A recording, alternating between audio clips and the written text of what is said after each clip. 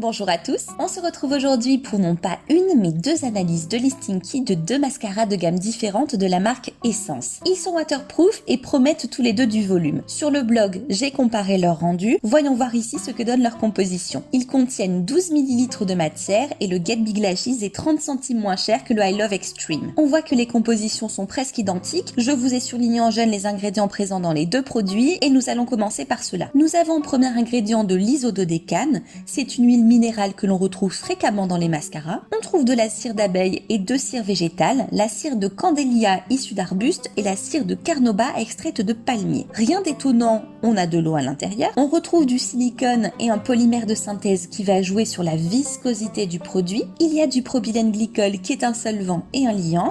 D'ailleurs, petit aparté pour les personnes qui ne sont pas au courant, mais le propylène glycol, c'est l'ingrédient principal du liquide pour les cigarettes électroniques. L'huile de ricin, qui dans la formule n'est pas hydrogénée, va permettre d'avoir une action soin sur les cils. On retrouve des actifs issus d'huiles essentielles comme le bisabolol qui a des propriétés apaisantes et le farnésol. Il y a 3 conservateurs, le tocophérol qui va éviter le rancissement des huiles, le sorbate de potassium et le phénoxyéthanol qui est un hépatotoxique. Nous avons un dérivé de glycérine, la potasse caustique est un produit qui sert à réguler le pH, là aussi sa concentration dans le cosmétique est réglementée. Nous terminons avec un colorant noir qui est le tétraoxyde de fer. On va passer maintenant aux actifs qui permettent de distinguer ces deux produits. Nous allons avoir du sel d'aluminium qui va être utilisé comme anti-agglomérant, et c'est aussi le cas du talc et de la silice qui sont des poudres minérales. On retrouve un quatrième conservateur, la terte-butyl hydroquinone. Dans la formule, nous avons du nylon 2 qui est un polymère, c'est un opacifiant qui va jouer aussi sur la viscosité du produit. On termine avec l'acétate de tocophérol, un conservateur qui va éviter le rancissement des huiles. Pour conclure, on se retrouve avec deux mascaras qui ont une composition presque identique. Les différences vont se jouer à quelques actifs près ajoutés qui sont par exemple dans le Get Big Lashes des anti-agglomérants et qui vont diminuer la probabilité d'avoir des paquets sur les cils lorsqu'on les maquille. Pour savoir si cela fonctionne, je vous laisse encore une fois aller faire un tour sur mon blog, je vous en parle dedans. Je ne connais pas le prix des actifs vendus aux industriels et de ce fait, je ne peux pas vous dire si cette différence de prix que l'on constate est justifiée. Point important,